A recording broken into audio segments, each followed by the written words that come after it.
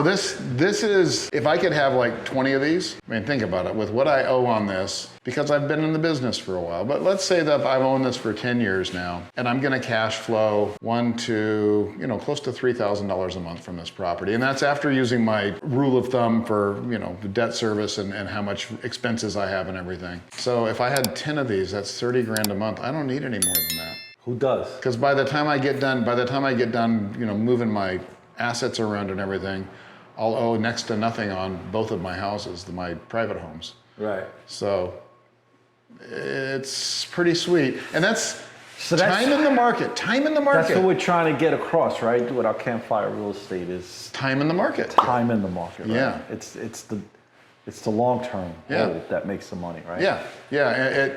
You're not going to make a lot of money in the beginning because, we know. You get $300 a month cash flow. It's wow.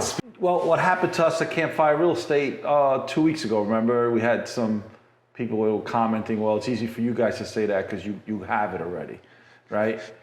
Yes, the most asinine comment we ever get is, well, it's easy for you guys to say because you've been doing it so long. It's like, anybody can do it for so long if they start, but if you never start, there's no point. But my thing is when people give me that statement, I'm like, yeah, you're right. I says, I'm a 35-year overnight success. Yeah, overnight. So I remember you saying that night. Yeah, 35 years it took me to get here. I mean, give me a break. It took me roughly 20 as from the first failed rental that we bought to get to where I'm at. And a lot of money and a lot of blood and a lot of sleepless nights. But the cool thing is people don't have to go through all the shit we went through because we're telling everybody how to do it now. Now, if you still make mistakes, that's on you. We're gonna make a lot less mistakes. Yeah. We're all gonna. Everybody makes mistakes. Mark, we still make mistakes. Yeah, a little bit. I do. Speaking for myself, I still make mistakes. Oh yeah, no, I've got a couple of projects right now that have dragged on longer than they should have because I wasn't as involved as I should. They've always got those projects that's like, oh my God, it's that one. Okay, now I've really got to get involved in this project and make it move forward. But you let it go for a while. But it's like, yeah, God, we're just waiting for this and that.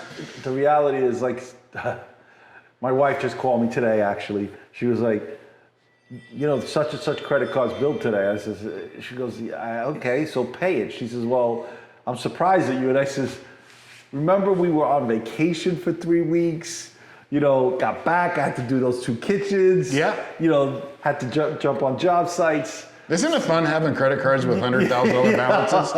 When you max them out. My thing is like, did the credit card company call you or something? She goes, no, but you're always so anal about making sure we pay everything, pay it in full. And I'm like, all right, well, this time it got past me, so you're home, pay it. Yeah. Yeah. And that's another good habit that we both have. When we get a credit card bill, even though we put everything on our credit cards, our credit card bills, we've got a couple of high, and so we got $60,000, $70,000 a month on credit cards sometimes in a month, but we make sure we can pay it off. So let's talk about that. Yeah. Because I know you and I would both have the same mentality. I'm not quite as bad as you, Dan. When it comes to that. So the thing is, what I try to tell people, and this is something we were discussing earlier about what we're going to discuss in our next Campfire Real Estate, right? That's the middle class mentality, right? Whereas, people work not only just to pay bills, but to get good credit so that they can get extended credit and prolong paying it off. And buy more stuff. Right. Yeah. People like you and I who want to become wealthy, we don't buy anything on a credit card that we can't pay it off at the end of the month. Right. Because we don't want to pay that interest. Right. Because that's interest that we could actually use to invest. Right. Right? Yeah. And even if we don't invest it, we can buy, and I'm joking when I say this, we can buy the Gucci socks if we want to. Right. We can go on another vacation. Right. With the money that people pay in interest every month. I know people that have massive amount of credit card debt, and the interest that they pay every month is more than enough to go on a nice vacation twice a year. Let's get back to the Gucci socks. Yeah. You're saying that as an example, but you and I both know that's not what we buy, right? No. But we'll take that money and go on vacation with our families with it, right? Yeah. I'll go out to some nice meals, or we'll enjoy ourselves with it and enjoy our families with it. But these people, sadly, because they haven't quite figured it out yet, and most people end up figuring it out, I think. but they haven't figured it out yet. So they're going to spend all their fund money on interest, and then they're going to get another credit card to offset that, and it's a never-ending cycle. Yeah, it just keeps going and going and going. Cycle. Yeah, and then you get to the point where you can't pay it off. Right. It just gets too much, and you're stuck with a bunch of worthless crap and a massive amount of debt, and that's it. So that's middle class, and that's even probably the less fortunate people are stuck in the same boat. It's just a little bit different. They don't have credit because they've never had it, but they take whatever money they've got and they spend it on things like TVs and fast food and things like that. And I'm saying that in a general sense, not everybody's like that, but I see the spending habits of tenants, and you just look in the trash can. Now I've got some apartment complexes that are C-class apartments. And if you just look in the dumpsters, you can see where the money is spent. It's very, very simple to see where people are spending all their money. And garbage doesn't lie. No, garbage doesn't lie. You're right. Garbage tells you everything about what's going on. And if you want to get real anal, you can start looking at, unopened envelopes and things like that. Because every once in a while, someone will miss the trash can, because I don't make a habit of going through our dumpsters, but someone will miss the trash can, or a bag will break open or something, and all the unopened bills that they get. Yeah, that's how I catch which one of my tenants is not recycling. So my supers will call me up, I had to spend all this time sorting out the garbage. And I say, okay, open up the bag and just show me an envelope or cardboard. And the tenant's name and apartment number is on either the envelope or the cardboard, and I would then turn around and send a picture of that to that tenant, so there's no argument that it came from that apartment. That's so funny, because we used to have to separate our garbage here, but now we just put it all in one trash can and they separate it at the facility. Yeah, we pay a little bit more, but they separate it there. No, I wish we could do that, and I would pay more for it. Yeah. In New York, they constantly looking to give us, I think that's just another form of taxation. Of course. Yeah. Of course. That's all it is. So how do the wealthy spend their money?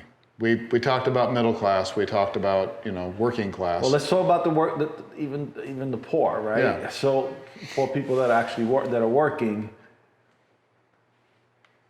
So, I just want to phrase this.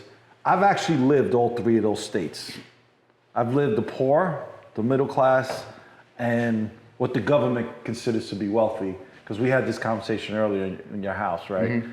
Neither one of us feel wealthy, but according to the government, we're wealthy, right? So what I find is when I think back at everybody who lived around us and friends that I had, or even family members, poor people work. It's just for the hustle, right? It's like just trying to keep afloat, right? Just they're working hard. And I'm working two jobs just to pay the bills. Just to pay the bills, right? Instead of attacking the bills. Right. Instead of not only attacking the bills, but looking at what your spending habits are, right? Do you need two flat screen TVs? Yeah. Do you need a 40-inch TV? Can you get away with 30-inch? Do your kids have to have phones? Right. And do they all have to have phones, right? Yeah. And do they have to have, a $2,000 phone or a $1,500 phone? Yeah. And then you have the middle class that are working to not only pay bills, but to develop credit, right? So that they could then buy those consumer items that they normally couldn't afford with the income that they're earning, but they could afford it if they have credit cards and debt. Supposedly they could afford it in their minds. Furniture, RVs, motorcycles, boats, all the toys. Yeah, the middle class toys. And then you have the wealthy that go without for a very long time, like what happened to both of us, right? That go without, living below our means, sometimes living below middle class, between middle class and the poor. Yeah. Right? For sure. So we can send out our dollars, like we're generals, right? We send soldiers. Right, we send them out and we tell our dollars, you better come back with 10 more dollars, each one of them, right? Yeah. We send them out like their army. And they come back with their captured dollars, and then that's what we do to buy our consumer items. But before we buy our consumer items, we take a percentage of those captured dollars indoctrinate them into our army and send them back out to capture more dollars. That's right. Is that a good way That's of right. putting Yeah, it? yeah. And then you eventually get to the point where you can take more of those dollars that are coming back and use it on your lifestyle, which is so funny. We talked about earlier how in the last 2 years, and I'll be 60 in February, and you'll be 60 in April. So, and I'm not saying that it takes this long. You know, we were very surgical about how we did it. There's people that do it much quicker. It can be done in 7 or 8 years, I think, till you get to the point where you maybe don't have to be working for the man. But we were very surgical about it. Now, of course, you know, God willing, our health holds up. In our defense too, we didn't have the information that is currently out there today. True. We had nothing but ourselves. Right. So it and shouldn't. Dave Delgado on late night TV.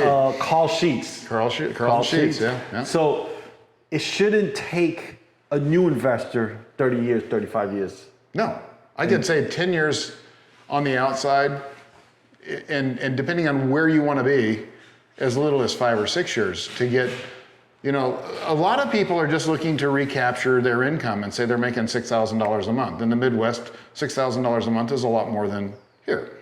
So they're looking to recapture that. So $72,000 a year, you know, you could probably. People that don't even make that working 40 hours a week. Correct. Think about that. Yeah. But you could probably recapture that income within 5 to 6 years of smart investing in the right areas.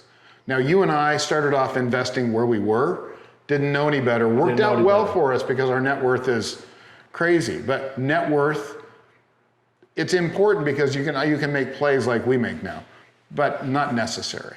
Not necessary. It's the cash flow that really becomes more important for most people.